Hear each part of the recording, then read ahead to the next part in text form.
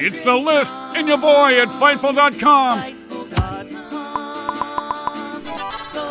With Jimmy Van and Sean Ross Sapp. They're on fire. Boom shakalaka. 200 strong.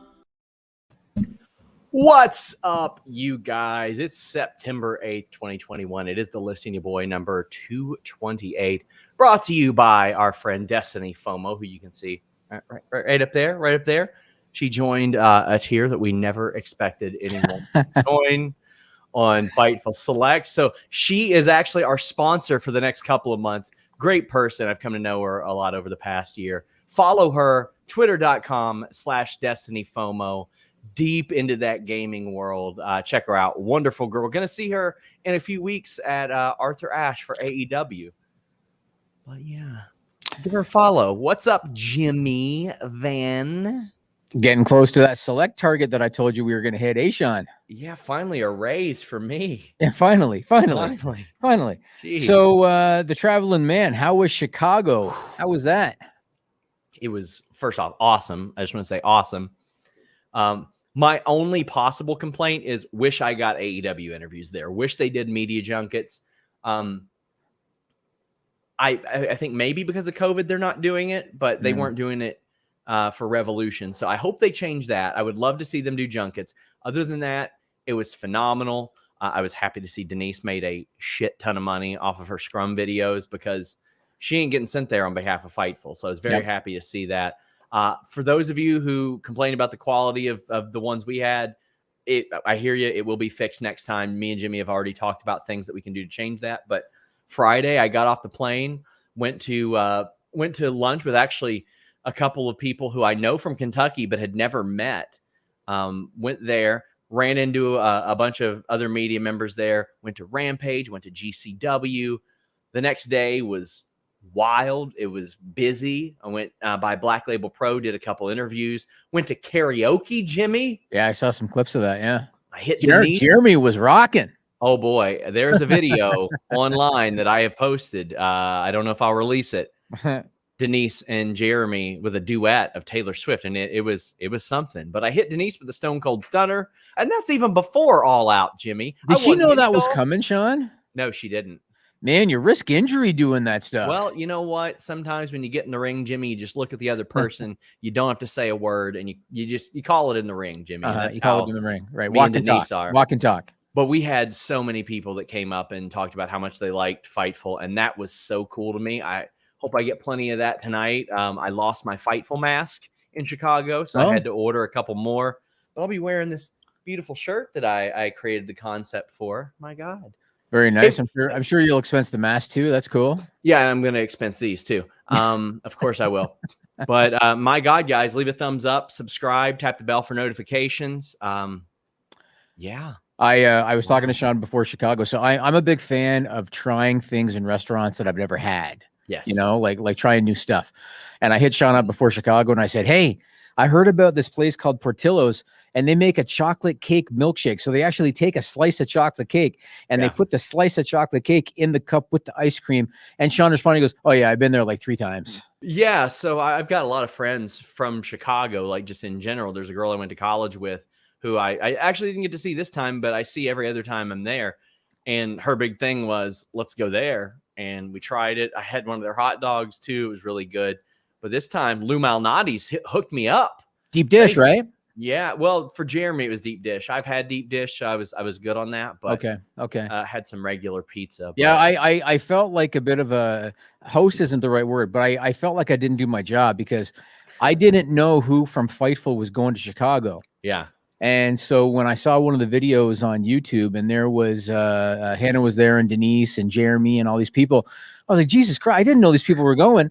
And so I hit Sean up and I said, hey, if you got time, you know, on me, like take everybody out for a meal. By then it's Sunday night. Yeah. I mean, I did take, I took Jeremy and the EP, as he calls her, and Hannah, and we got some pizza and stuff like that. That was a lot of fun. And yeah, it was just a blast. And it's like a big roller coaster when you're around all these people that you talk to every single day of your life, but don't get to see. Yep. And then you're not. And then it's like, I'm going right back up because I'm going to AEW Cincinnati tonight. And My That was going to be the God. next thing I was going to ask you. Like we're doing this on September 8th. Man, you're the traveling man. So now you're going to the Cincinnati show. Minoru Suzuki and John Moxley, and I think Paco and Andrade is on that show. Pretty strong, bud. And I'm sure Brian's going to do something. I'm sure Cole's going to do something. Maybe Punk's going to be there. Pretty strong. Hannah says we went to Denny's for the first time in our lives. Yeah, we had Denny's. But I mean, there's people asking how was the Punk ice cream bar? $8, and I gotta say, one of the most edible things that I've eaten at an arena. It was actually really, really good. Gregory Nelson, who actually made this, Jimmy, says, have fun at Dynamite. I have a ticket to Raw Monday, and after this weekend, I just don't want to go. Yeah, I bet. So Gregory Nelson, respond to my question here, and you don't have to do a super chat to respond. Here you go. It was a Scotty Too Hotty head. Okay, that's what I wanted to know. Okay. He said the first time he saw me in Quizlemania, he's like, that guy looks like Scotty Too Hotty with a beard. And then I look at it, and I was like, I was shocked that he didn't change anything on that. And he didn't change anything at all? I mean, like the only thing that's even a little bit off compared to me is the hair, because Scotty's was like way back. Right. It like the face, I looked at it and I'm like, how did he get that accurate from my face? I didn't realize that I looked that much like the guy. Interesting. So Scotty Too Hotty. Okay. That's what I wanted to know. I wanted to know if you got it customized. And we got tons of super chats already. Get those super chats in, guys. It means an awful lot. Christian Knight says, is there a date or month set for Hangman return? No, but Tony Khan did confirm to me that the plans did change. He did ask for time off, and I appreciated the transparency there. He could have completely kayfabed us. Yep. John Gorman says, hey, Jimmy and SRS, I subscribed to Fightful Select last month and love all the content and work. Keep up the great work, SRS, with all the news. We dropped a big one yesterday we're going to get into, but for those of you maybe on the fence about Fightful Select, it's not just like those big stories. I'll drop like notes. I'll drop interview notes before those interviews drop. That way you all get the exclusives sent directly to you. I'll drop little news bits. Like I had this note yesterday about how a released NXT wrestler was slated for a spot on NXT, and then he got replaced by someone who was also eventually released. Like if I find it interesting, I post it up there. And Jimmy, today's list goes on will actually be our 1000th podcast on Fightful Select. That's crazy, huh? So crazy. It's not just exclusive news. Yeah. Shot Kid 29 says AEW constantly reminds me why I love pro wrestling. So excited, and I can't believe I'm going to the Newark and Queens shows. Well, Jimmy, speaking of traveling, I'm going to Queens too, because I thought that's where they were going to debut a bunch of people. And now it's like I can't get my money back on the trip, so I might as well. That's still going to be an awesome venue, though. Yes. Right. Yes. It's going to be great for that venue. Yeah, 100%. There's a girl right now from Montreal, 19 years old, and I think she's in the semis of the U.S. Open. Yeah. And so up here, the Arthur Ashe is getting a lot of play right now because of her. But that's going to be an awesome venue for wrestling, and I'm sure AEW is going to set it up. I want to get a couple of business notes out of the way, and then we'll jump into the major topics. So the first one is Fightful Magazine, the September-October issue. It is now available. If you go to FightfulMag.com, you can get either the print or digital version. CM Punk is the cover boy. Great article written by Jack Goodwillie about CM Punk's return. Story about John Cena's return to WWE. There's a great story about Thunder Rosa. The Wrestlers Tribune was written by Cody Deaner of Impact Wrestling this time out. Story about RIP Thunderdome. Lots of other great stuff. There's a great story about Brian Lee. What was his name in WWE? Chains, and he was the fake Undertaker. And there's a great story about Brian Lee. I actually tried to track him down for an interview like the last 2 years. I tried to have Tom Pritchard hook me up, all kinds of stuff. Like I'm really excited about this. I'm so fascinated by that guy. And it's a great story about him working an independent show, and the guy that he worked, a good buddy of mine that wrote the article named Jermaine Wilson. Jermaine was still pretty green, and he was nervous because he was wrestling Brian Lee, and Brian Lee told him, just walk and talk. Listen to me, walk and talk. And they went out and had a great match. That's a great article. Lots of great stuff. Fightful Magazine. And then the other thing that we can now officially promote, the replica version of the Fightful Championship belt. If you are either a collector of wrestling belts, or if you want to see Sean Ross Sapp at a show and claim your rights to the Fightful throne, there it is, the replica version of the Fightful Championship belt. I'm about to fight this graphic, Jimmy. I'm the real champion. We're going to hang both of these up above a ladder. I'm going to test positive for steroids. And you're going to claim I'm not the champion anymore. There you I'm go. going to come back with the title, and it's not going to matter. I'm going to win. Well, as Sean will tell you, because he's holding a version of it. It is a legitimate metal plate belt, hand-tooled leather strap. Everyone is numbered as they're made. Comes with a display box. Comes with a certificate of authenticity. And if you go to Fightful.com/belt, you can check out that belt and order your own. So check that out. Great quality, and Sean will tell you. Wildcat Belt is handling this. And so the orders and the payments and the shipping, everything goes through Wildcat Belts. But if you go to Fightful.com/belt, you can get all the information on that. Check it out. I thought it turned out great, eh, Sean? Yeah. I think it looks awesome. It's different than the regular Fightful belt, which I love. It's a little bit different. Yep. That was a big surprise. Like, I had an idea something like that was coming up. You had kind of told me, but I didn't know what it would look like or how it would feel. And I really like it. I also really like the super chat. Corey Cropper says, I sincerely hope this $5 goes towards a raise for you. Jimmy, will it? You know what? This is my in real life best friend, by the way. Oh, yeah. If I told people, and Hannah, if I told people what Sean Ross Sapp made when I hired him in 2016 and what he makes today, Sean's doing good. I don't know. But all deserved. It was all deserved. You know, Yes. You worked for it and you earned every penny. But Sean's doing well. Daniel R says, any AEW match you have to see, for me, it's LAX versus Lucha Brothers versus Young Bucks ladder match. I know everyone talking about debuts, but that cage match. I did an AEW All Out review today on Fightful Select, Jimmy, and I mentioned that the Young Bucks and Lucha Brothers revolutionized or reinvented the cage match. It's like, for so long, it seemed like a structure that almost limits people. They have turned it into a high flyer structure, and I love that. And it's not just one of those. Yeah, it's just not. It's one of those things that they have made their own, and I really like that. But I do want to see a triple threat ladder match. See what they can do that Edge, Christian, Hardys, and the Dudleys maybe couldn't 20 years ago. Yeah. I still really want to see Punk MJF just for the promos, because MJF, I got to tell you, that countdown on all, I loved it. I loved it. Like, I legitimately thought that was Jericho doing like an ode to Y2J, and it was MJF trolling. I loved it. I am curious to see if Punk can still keep up in terms of promos, because do you remember Rock Cena, and Rock wrote stuff on his arm? Yeah. And Cena called him out on live television for writing stuff on his arm. I'm curious if Punk can still keep up with MJF in terms of the improvising and stuff. So I want to see those two guys. I think that would be great. I think Bryan and Omega, what a banger between those two guys. There's a whole lot. But I do agree with the ladder match mentality, the sentiment. And Young Bucks are just on fire in Chicago. Every time they go there, it's a big match. Let's go ahead and get to some of more of these super chats. Throwback saying, as JR would say, business is about to pick up. Matt Reichel says, have fun in Cincy tonight, SRS. Great meeting you in Chicago. And Full Gear should be insane as well. Hopefully see you wherever Full Gear is. That's the plan. Right now, the firm or the tentative plans are Full Gear. Hopefully Survivor Series if they do media. I'm definitely going to be in Winston-Salem for WrestleCade. That is a for sure thing. I'm doing some stuff with them, so I will be there. Van Twin Blade says, it's Adam Cole, baby. It's like a Tribe Called Quest. You got to say the whole thing. That's my favorite hip-hop group of all time, so I can get down with that. We've got Dante V saying, shout out to Swole and Diamante. Black wrestling draws. Yes, it does.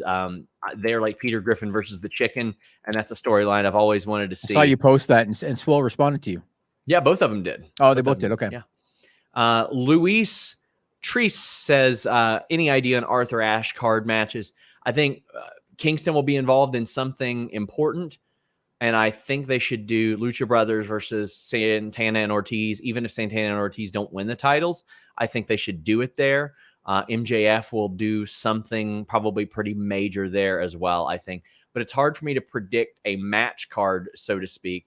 I think Hangman Page and Omega, if Page is ready, would be a big, major TV main event match. Like, will he be back already, Page? By I don't know. Okay. I'm just saying, if they could make it happen, yeah, I would do that and say, here you go. Your Lex Luger versus Hogan match for the title type of thing. All right. Well, I'm not going to talk about All Out in terms of reviewing the show because I think Kate and Alex did a great job on Sunday night. Alex said something to the effect of, "I'm dead inside, and this made me feel something," and that made me smile. Like I think highly of both of them, and I thought they did a good job with the review. So we're not going to review the show, but I want to talk about where things, what the landscape is now with AEW and with WWE. And I got a lot of stuff I want to talk about with you.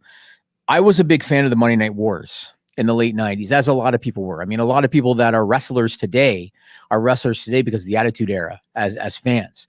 And I was a big fan of that era. And one of the elements that was so integral to that era was the element of surprise. With WWE and WCW, you had these two major league groups with established wrestling stars, and guys would jump ship, as contracts expired, and it created this unpredictability. And there was a time when it seemed everybody was just going one way. Everybody was going from WWE to WCW, but then the ship kind of turned. Next thing you know, you had Sean Waltman and you had Paul White and you had different guys that were coming back, and it just created that element. When WCW shut down in 2001, that element largely went away. From WWE. And they had their moments. I mean, Brock Lesnar returned in 2012 and The Rock returned and Ronda Rousey made her debut. And there's guys that come back from injury that made a big thing. Like Edge was a great one, but they're few and far between now. You can probably count on two hands how many of those great moments we've seen in 20 years. Now, for the first time in 2 decades, there is a company that has the financial backing and the TV time slot to compete with WWE for talent. And I know some people are going to say, well, what do you mean? I mean, Impact Wrestling had, Kurt Angle and Christian and Aaron Stevens and a bunch of guys, with the exception of Sting, because Sting's the one guy that chose not to go to WWE at that time. Everybody else, WWE had let them go. And that's not necessarily a bad thing because we've seen what AEW can do with those guys. But now finally we're in a situation where there's a company that has the resources to compete for talent. And we're seeing guys by their own volition choose to leave WWE. And if you look at the list, I mean, Jericho, Moxley, FTR, Brody Lee, Punk, Andrade, Adam Cole. Jimmy, 90% of the WWE veterans there left of their own volition. Jake Hager left of his own volition. Yes. And some people are going to say, because the loyalists are going to say, well, FTR got released and Andrade got released. They asked for their release. Yeah. I mean, even Miro didn't re-sign when they offered him a deal. I mean, Matt Cardona didn't re-sign when they offered him a deal, even though he's somewhere else. Like, there's a big misconception there. They released Matt Cardona, and effectively they stopped paying him a week before his contract would have been up anyway. Right. So there's a lot of misconceptions there. I think it says an awful lot that Adam Cole and Bryan Danielson were both like, we loved working at WWE. We loved who we worked with. We loved who we worked for. Yep. But how could we pass up this? How could we pass up something special? How could we avoid going to a place like this? And they both pointed to the audience. When your audience is a recruiting tool for people who are happy in other companies, Jimmy, oh my gosh. I mean, that's a dream scenario, separate of booking or anything like that. And that's why, I mean, quite frankly, separate of the rankings, I don't give a damn about the AEW rankings, but the wins and losses matter. The wins and losses matter. The champions matter. When the champions matter, everything below it matters because you're trying to get there. And that helps cultivate a more hot audience. And that's what we've got here. And it's now being used to lure top stars over to AEW. And that element of surprise that I was talking about. And, I saw some people again, because there are WWE loyalists that are going to shit on everything. And I saw some people that said, oh, those guys aren't needle movers. My wife is a casual fan at best. And I posted this on Twitter the other night. She is a casual fan at best. When I told her on Sunday that Bryan Danielson is expected to appear at the end of All Out, she stayed up with me to watch the whole show because she wanted to see Bryan Danielson make his debut in AEW. Like, the element of surprise is so important. It's been so lacking. Wrestling fans now, they not only have a viable alternative to WWE, but that element of surprise, it's returned. And it's not ending with Bryan Danielson. And it's not ending with Adam Cole. You got to tell me, Sean, that there are not people within WWE or within NXT that watched All Out and thought, damn, just like Brian said in the scrum, right? You can't tell me that they're not watching that going, damn, that looks like that's a fun place to be. And I think there's going to be other guys looking to jump ship. AEW can't take everybody, but they can damn well cherry pick. You know what I'm saying? Yes, they can. I mean, people say they can't take everybody, and I saw somebody say that about Kevin Owens, and I'm like, what? Like, yes, and MLW promoter Court Bauer even liked my tweet.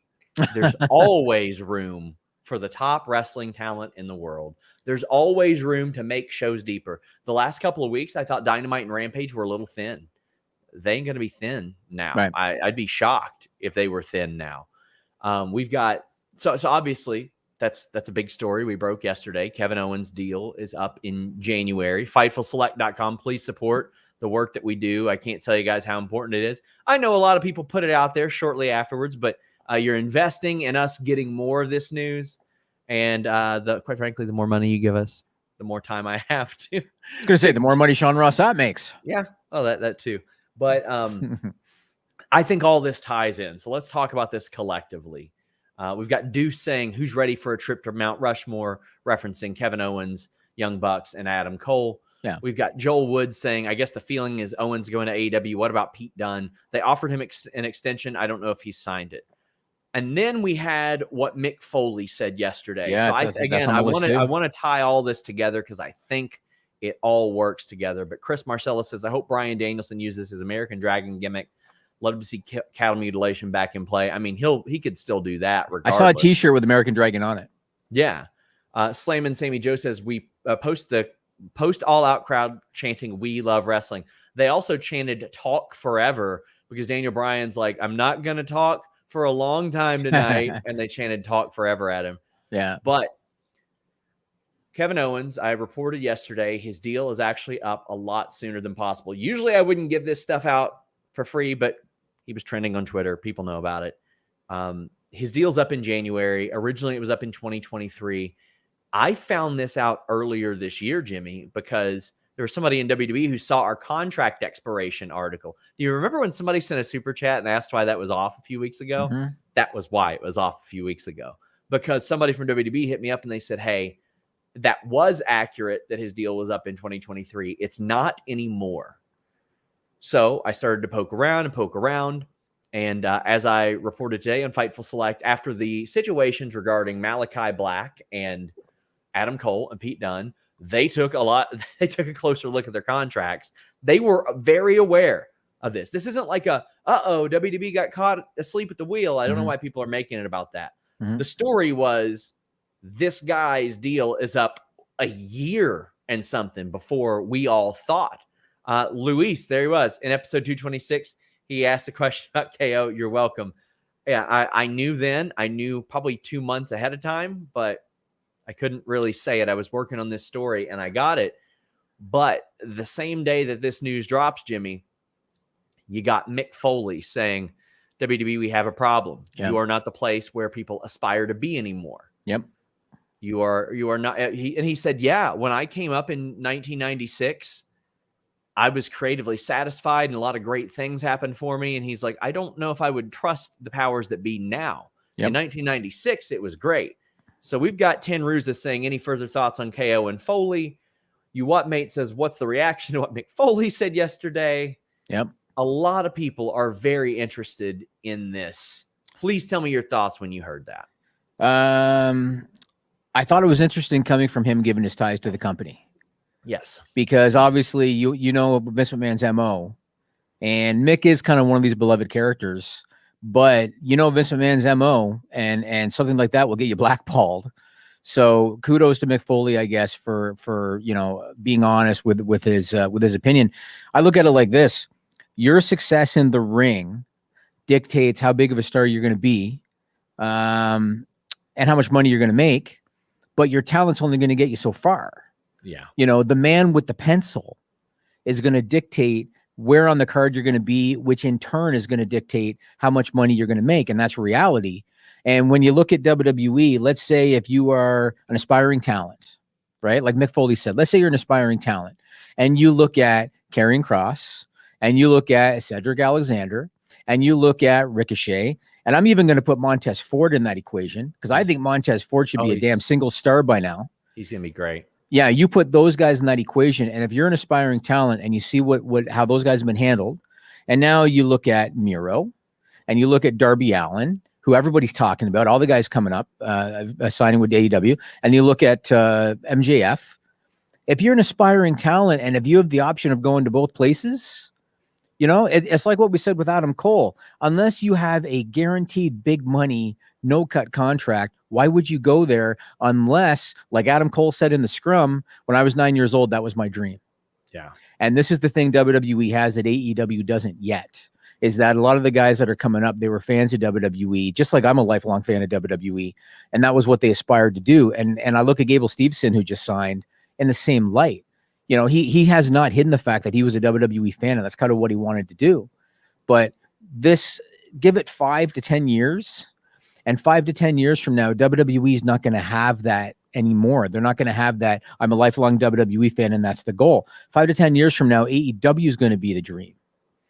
And I agree with what Mick said. Just when you look at the way guys have been handled, it is, because like I just said, your talent will only get you so far, and the money you make is dictated by how you're presented on television. Yep. Miro's a perfect example. Look what they're doing with Miro.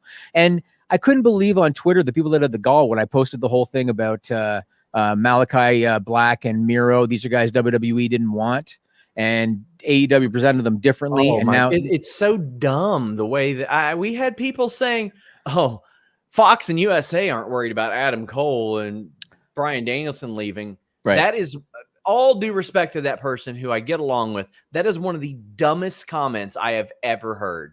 Yes, they care when WWE has less interesting shows.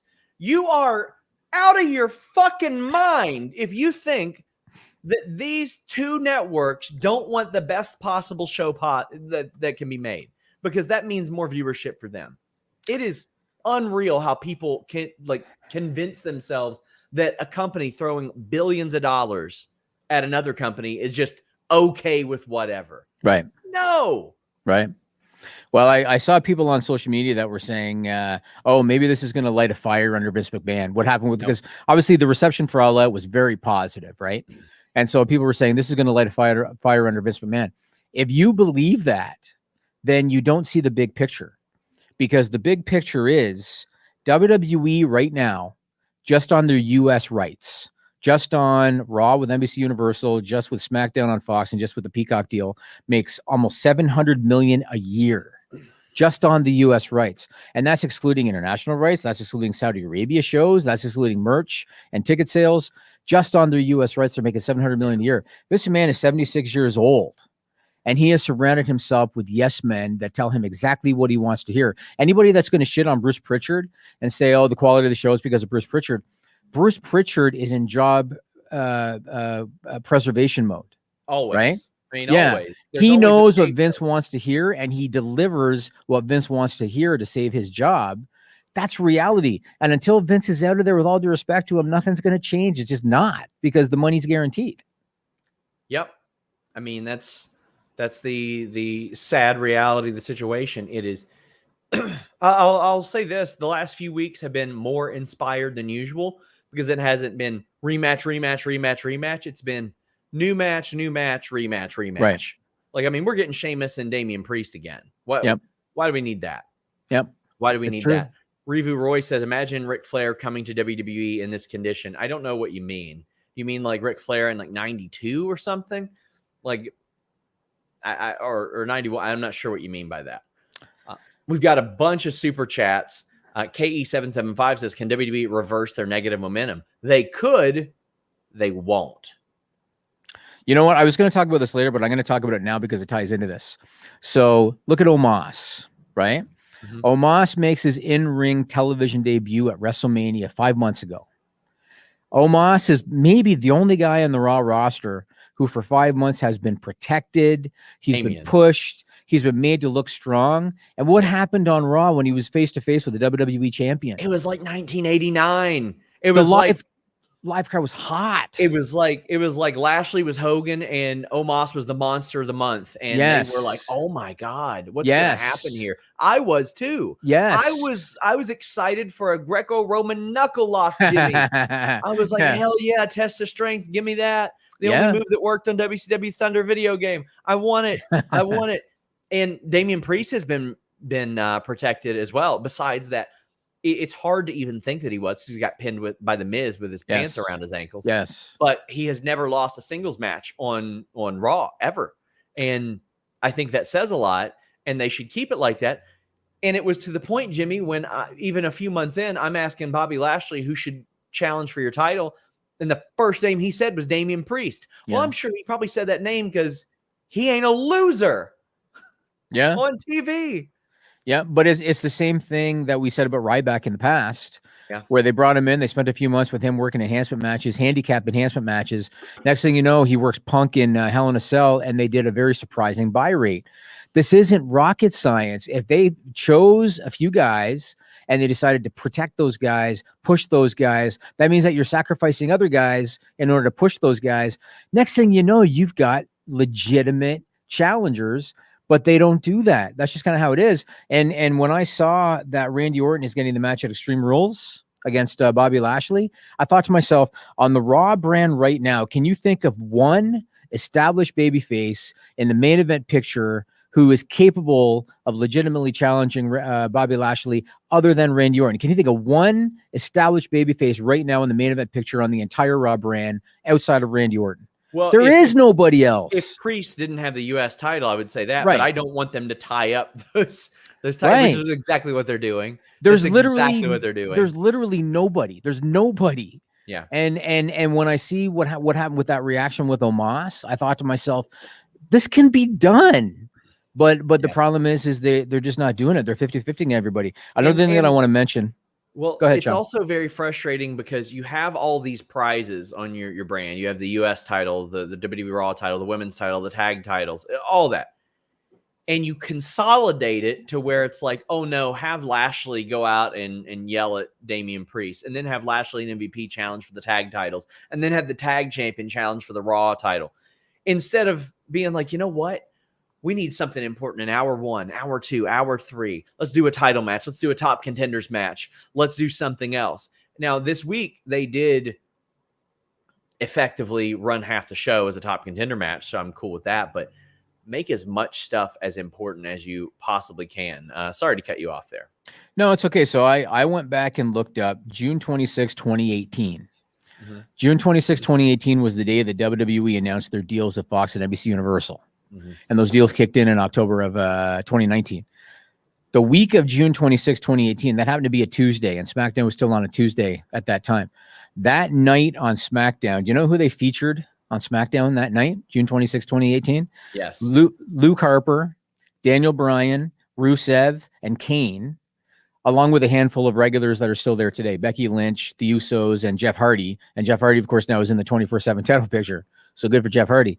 That week as well on Raw, it was the June 25, 2018 edition of Raw. They featured Kurt Angle, The Revival, which is FTR now, Matt Hardy, The Authors of Pain, The Riot Squad, Mojo Rawley, and Braun Strowman, along with a couple of regulars, Roman Reigns and Bobby Lashley. And I should note, just to be fair, Dean Ambrose was on the roster. He was out with an injury at that time. John Cena was already part-time at that time. Bray Wyatt was part of a tag team with Matt Hardy, so he was still on the roster. AJ Styles was on the roster. Randy Orton was on the roster, but he had a torn meniscus at that time. So this is when Fox and NBC Universal agreed to these big 5-year deals with WWE. Fast forward over 3 years later, with the exception of Bianca Belair and maybe Damian Priest, because he hasn't proven to me he's a needle mover yet, but maybe Damian Priest, maybe Matt Riddle, who has WWE created in 3 years in terms of new stars since they signed those new deals? That's why I said Vince McMahon doesn't produce stars anymore. No. Can you name even people one? really got mad at me for that. Who did? People really got mad at me for that. Yeah. Over the last 3 years, one that stands out that is better right now than they were in NXT is Damian Priest. He had a lot of TV experience before this, though. He worked Ring of Honor, and he was a champion there. Yep. He worked NXT. He was a champion there. I think, to be honest with you, I really like the name Punishment Martinez, to be honest. I do too. It's a badass name. Yeah. But that he didn't produce him. Before that, probably Braun. And where's he now? Before that, probably Bray and the Shield. And there you go.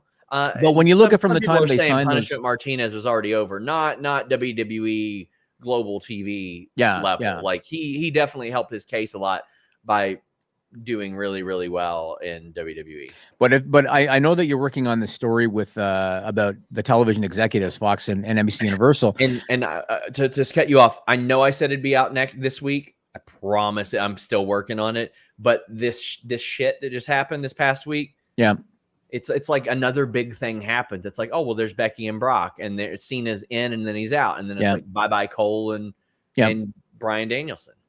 If I'm an executive there, especially at Fox, because NBC Universal is in a different situation. Raw's still number one on cable for them. They haven't been able to produce any original programming of note. Fox got them for the 18 to 49. That's why they signed them for, I think it's $205 million a year, was for the 18 to 49.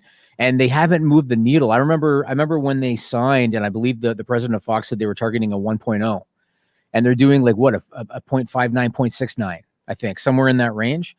If I look at Fox executives and I look at when we signed them, they had all these guys, and now they haven't added anybody new, again, with the exception maybe of Bianca in terms of a star. They haven't added anybody new, but they've subtracted. I don't think I'd be too thrilled about that. You know what I'm saying? And it goes back to what we've talked about before about the marquee. When you're an entertainment company and your talent is your lifeblood, but your mindset is the talent is expendable because the brand is the draw. When that's your mentality, you end up where they are. In terms of Bryan, a guy who, you know, by his own admission, loved WWE, met his wife in WWE. Kane is one of his best friends. He chose to go someplace else. You know what I mean? It's really telling. And I'm curious to see what happens. And you know what? I want to say this because I know that there's WWE loyalists that are watching and they're probably pissed that we're kind of bashing WWE. I'm a lifelong WWE fan. From the time that I was 10 years old, all right, I'm a lifelong WWE fan. And when All Out happened, as exciting as it was as a fan to watch it, to see those surprises and to see the hot crowd reaction and all of that, as a lifelong WWE fan, part of me was a little sad. Yes, because I grew up watching so many great stories and so many great moments. Hulk Hogan and Andre the Giant and Macho Man Randy Savage and Ricky the Dragon Steamboat, all the way to Bret the Hitman Hart and Shawn Michaels and Austin, Rock, DX, Kane, Undertaker, all the great shit that they did. It feels like those moments and those stories are so few and far between now. And it's almost a little sad because I don't see how things are going to change. I just don't. Yeah. And all these guys who have chosen by their own volition to leave, and you know, Miro, it's only been a little while that he's been, you know, Miro, the ass kicker, but he's getting over so strong and he's looking so good. And WWE had that, and they just didn't know how to present it. Jimmy, it's sad, man. It's not rocket science. Build a show that is as important as possible, and to do that, you have to make the wins and losses matter. That is what it all boils down to. And for everybody that's about to send me a message saying they don't care, cool. Well, then nobody else cares either. That's why their show is dwindling in viewership while other shows increase or stay steady. And there's always a scheme. There's always a scapegoat. It's hire and fire Eric Bischoff, hire and fire Paul Heyman, hire Bruce Pritchard, make Bruce Pritchard in control of something. Oh no, NXT needs new this, they need new that. Let's turn the lights out on Raw. Let's do Raw Underground. Let's bring out Retribution. Let's do a draft. Let's do a shakeup. Let's do all this stuff. Let's do a wild card, a brand-to-brand invitation.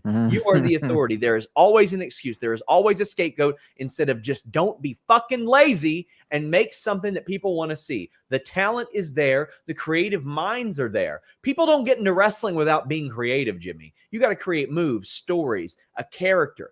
These are creative people. And quite frankly, if you're running into a lot of people, a lot of wrestlers that are like, I don't know, I don't really have a vision for myself, get them the fuck out of there. Because they're probably not going to do very well for you. It is there. And you know what else is telling to me too?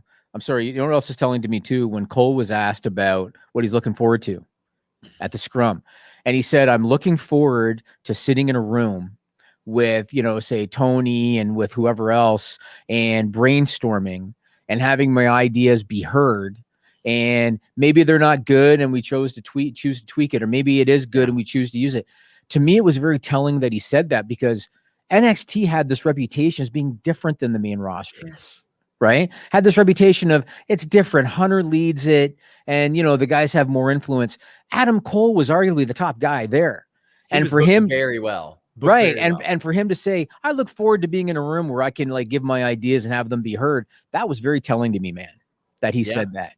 We've got a bunch of super chats. Josh Baker says people seem to confuse putting talented, charismatic people on TV that should be stars like Montez Ford with booking stories that create stars.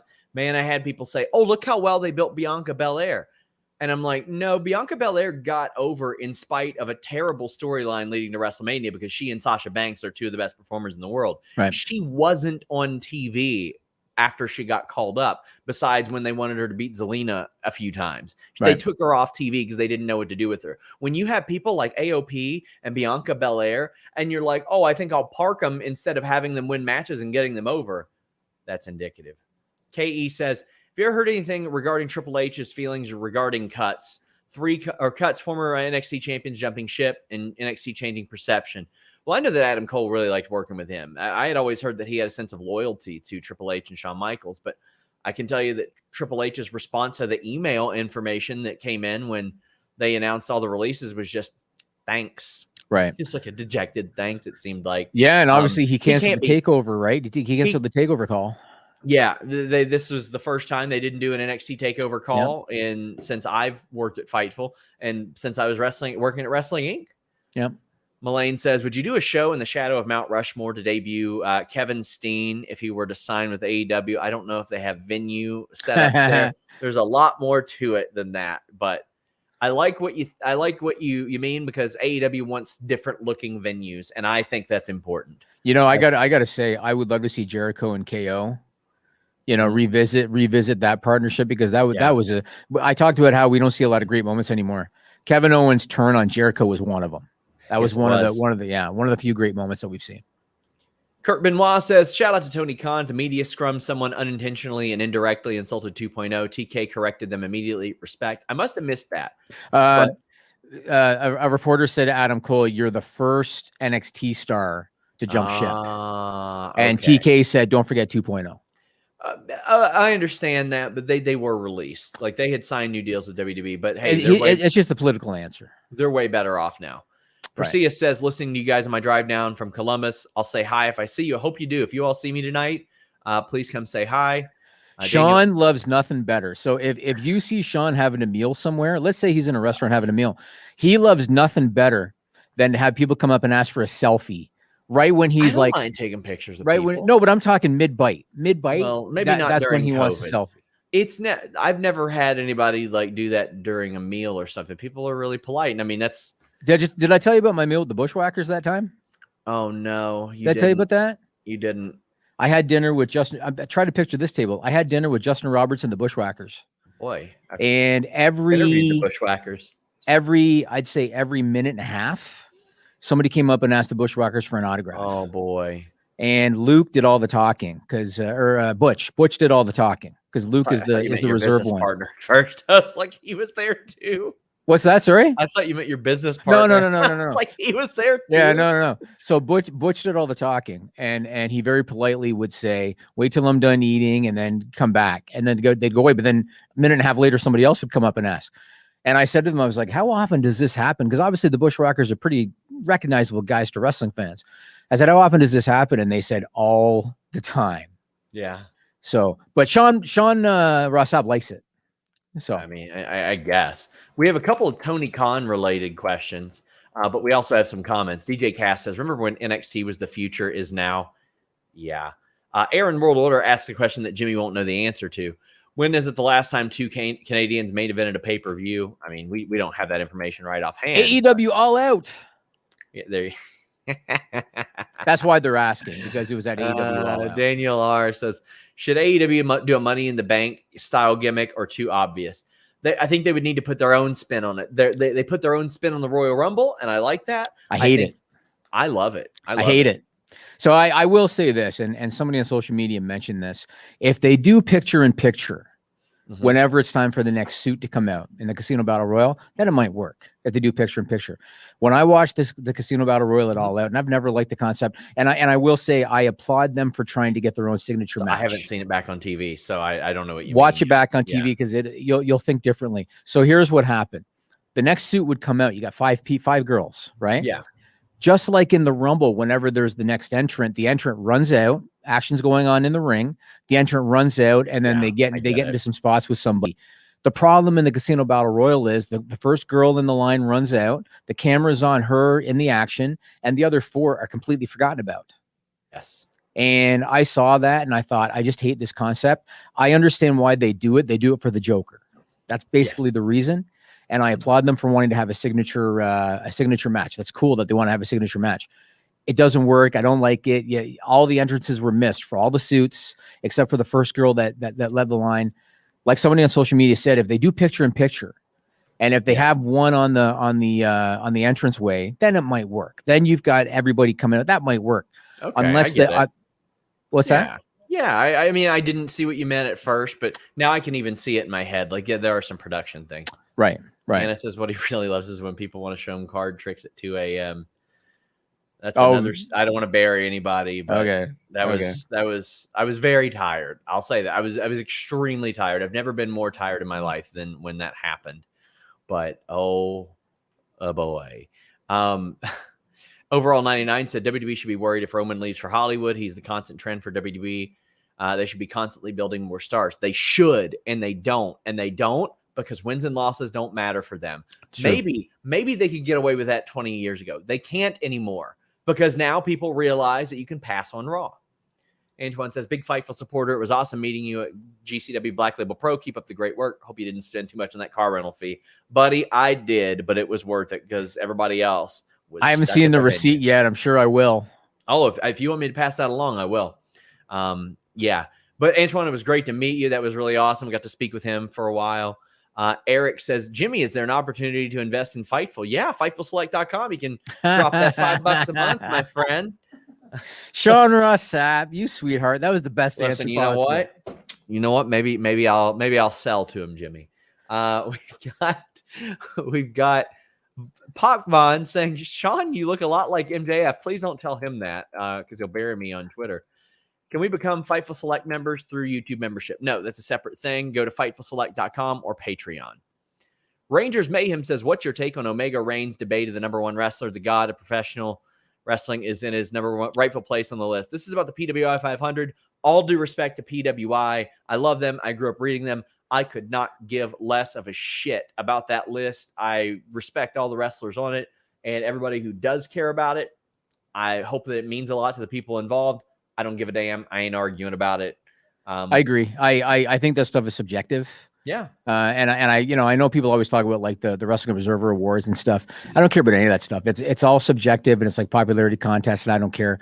I think that no disrespect to Kenny Omega. Kenny Omega is a world-class in-ring competitor, a better in-ring competitor than Roman, although Roman is very underrated in the ring.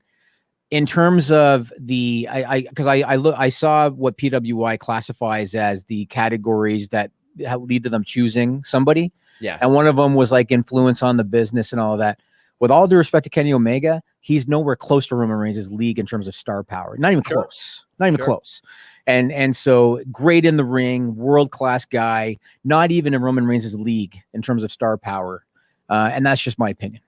Want to get through these super chats as I do have to leave immediately after this. We have Lonnie Barker saying Calyx is my new favorite show. Jimmy, when are you going to get him a new NXT style logo? Well, funny you ask. There you go. There you go. Had that submitted today. Right Lonnie there. Barker, we did that because we knew your super chat was coming. Exactly. So we got it done for you guys. Maybe we'll get him a new frame made. I don't know. Matt Rubin says, always consider myself a WWE guy, but the end of All Out had me feeling really excited to be a wrestling fan again. SRS, hope to see you in New York City. I hope so too. That is an overnight for me. I planned it. I'm excited to see the venue. I'm sure it'll be a great show. Where are you staying in New York? Some crappy hotel. Are you staying? You're not in Manhattan, yeah? Queens, even Queens. worse. Okay. But yeah, we've got Slam and Sammy Joe says casino ladder match. Brian Cage won. Yeah, I love the casino ladder match. That's what they referenced you as one of. I mean, but it's not like Money in the Bank necessarily because you don't get to decide when you get that title shot. You get it right. And Demon Tifa says Joey Janela's card trick. Yeah, that was a highlight. That was good. Eric says, will I really be flown out to Toronto, Sean, for a GOAT membership? Yeah, I think so. If you want to do it, so we should make light of this. So those tiers are joke tiers. Yeah. But we never intended anybody was ever. What's that? 2 people. Yeah, we never, and I feel like I've told the story on the air before. I had to hit up Justin Roberts and say, hey, remember that time that I told you we were putting this joke thing on like 2 years ago? Well, somebody else just got it. Yeah, our Destiny FOMO got one as well. I mean, yeah, and I talked to him about Destiny, and Justin was pretty cool. He said, you know what he said to me, Sean? He said, I know for a fact that she didn't get that because she just wanted my intro. Yeah. So he goes, pay me whatever you want. Just pay me whatever you want. That's amazing. Well, she's wonderful. I'm glad to have her as a sponsor. Gotcha Teen says, do you think CM Punk's return boosted WWE viewership? No, not at all. WWE viewership? Like maybe as what will they do to respond to it? And we had Reva Roy saying, I meant could WWE make Rick a big star like they did back in the day if their creative was like this? Well, they didn't. He came in as, at that time, the number two star in wrestling. I mean, that's like behind Hogan. Ed Uribe says, guess my super chat won't be read. I want my $5 back. Well, buddy, I'm getting through them. But if you want, I can tell you to hit the bricks. Ricky Basson says, your opinion on Full Gear staying or leaving in St. Louis. It's a rough thing to switch that on that short a notice. Why would they leave St. Louis? They already had other stuff planned. They already had other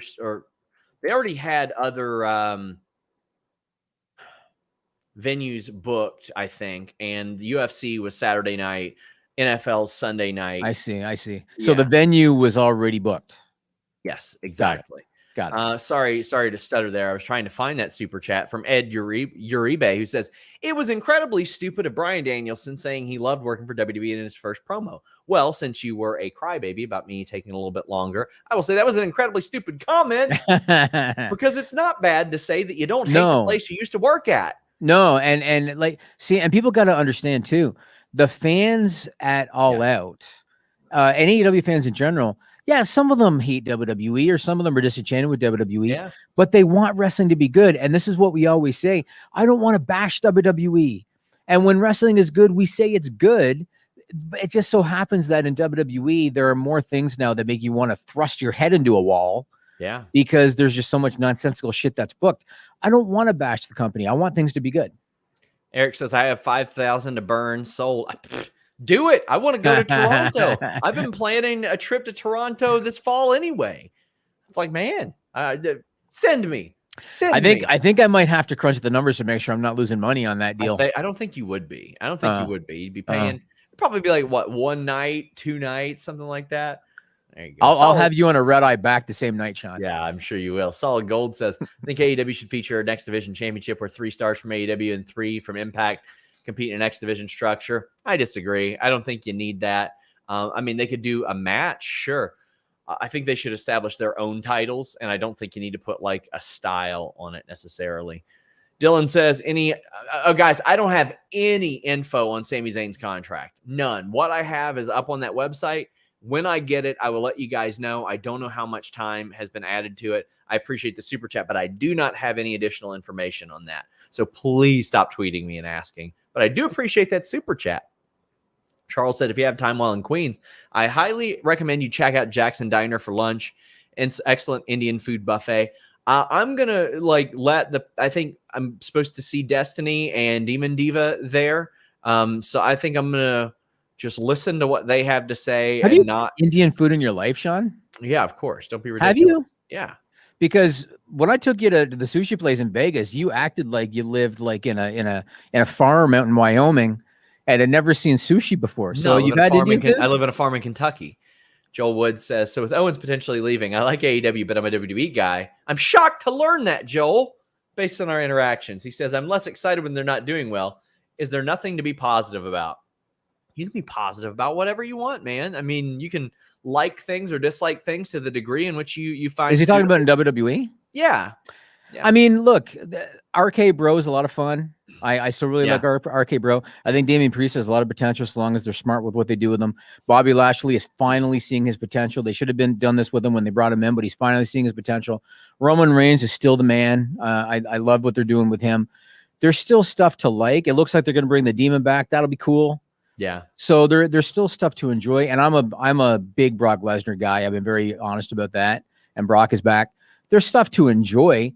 The problem is there's so much repetition and there's so much distraction roll-ups and the whole Charlotte Nia thing, Sean. It's like, what? Charlotte's not good enough to beat Nia on her own. She had to have all the Shayna crap. You know what I'm saying? Yeah. That shit drives me crazy. And they do that all the time.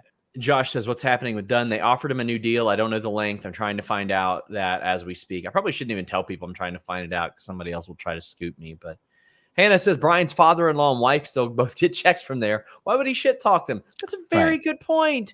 That's an incredible point. And even said that at the scrum. They're like, will Brie come over? And he's like, man, she's pretty ingrained in WWE culture. And you remember when he did the retirement speech and he put over like Glenn Jacobs. Him and Glenn Jacobs are like, you know, very close friends. And he met his wife in WWE.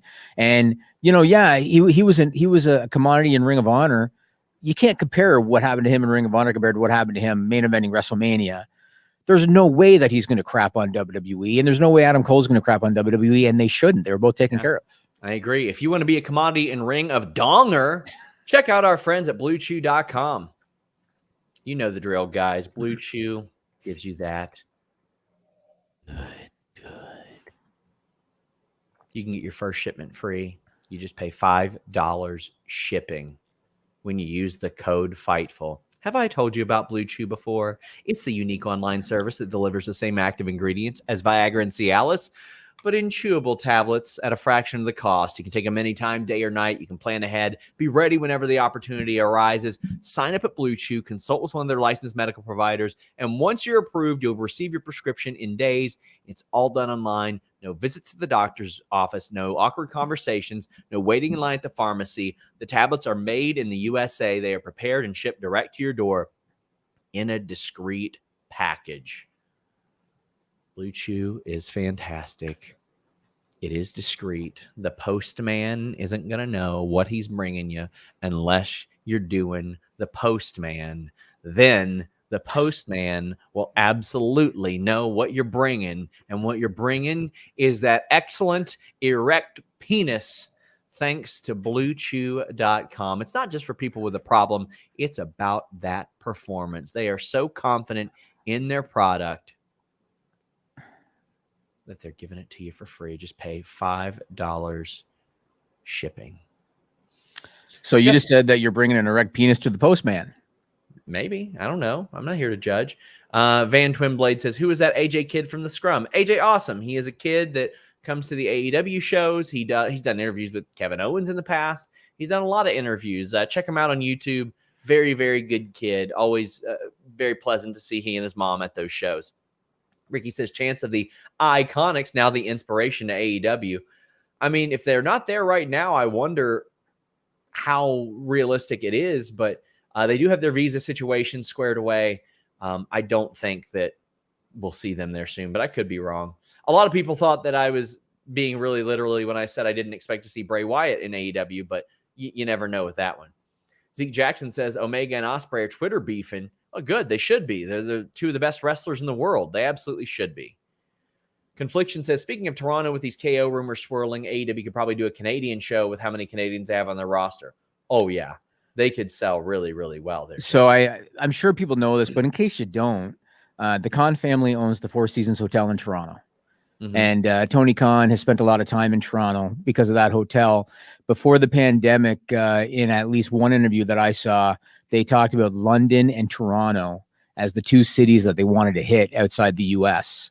And so I absolutely think they'll come to Toronto once the COVID stuff lightens up a little bit. Guys, we are wrapping up So I'm going to get through these super chats. Tune77 says there's still good things with Raw and SmackDown, but it's hard to sit through 75% of the crap for the amazing 25. I think even that's generous. 25. NXT has been fun, at least. I thought last night's NXT kicked all kinds of ass. I thought that show was really, really good. I love the new additions to Diamond Mine. That was really good. The Creed brothers, they were wearing the black singlets like they were young lions. Loved it. We'll talk about the Creed brothers on the list goes on because that's on my list. So I want to talk about it. Yeah. And I will say one thing about SmackDown, and I never thought I would ever say this in my life. Baron Corbin is amusing me. Oh, he's amazing. I never thought I would say that. I never saw money in Baron Corbin. He's amusing me. So he's coming along in terms of character development. So we'll wrap up. We got a couple more, which is one more talking point besides Andrew's area and asking for everybody to know how majestic his eyebrows are. They are very nice, but thank you for the money, Andrew. JJ Lee says, what's better for the biz? WWE, AEW working together, Forbidden Style, Door Style, or them competing Monday Night Wars-ish? Oh, them working together would be unprecedented, and it would be better for the business. You could sell out probably 2 or 3 straight nights of stadium shows if they work together for some reason, because it's the two top companies like that. That's never been done. I think competing would be better for the business. Okay. Justin says, any rumors when AEW are going to come to the West Coast? I don't think they are through this year. At least it's not on like the posts in the backstage area that I've heard of. Evan Wright says, Jimmy, as a big business guy and boss, what are your thoughts on Tony Khan hugging talent at media scrums? As a fan, it's nice to see. What about I got no issue with it. I will say this. I learned what's that? It popped me. I thought it was very funny. Yeah, no, I'm you know what? Tony seems like a genuine Sean and I have talked about this a lot off the air. You know, Tony Khan, by his own admission, was a big wrestling fan and a fan of Ring of Honor, meaning that guys like CM Punk, who now work for him, he was a fan of. Guys like Bryan Danielson, who now work for him, he was a big fan of. You can see the genuine enthusiasm on his face when he sits next to these guys at the scrum and looks at him and probably thinks to himself, this is CM Punk, the guy that I used to watch as a fan.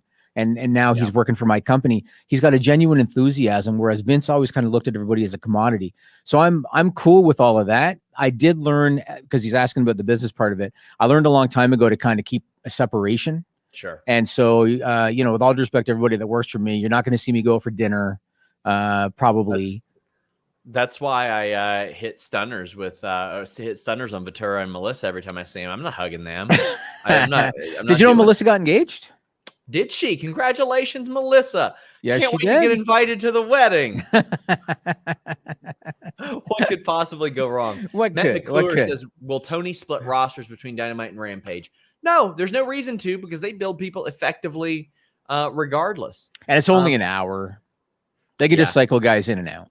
Head over to FightfulSelect.com. Matt Black says, any word where Full Gear might be? I think probably Minnesota or something like that. Just a guess.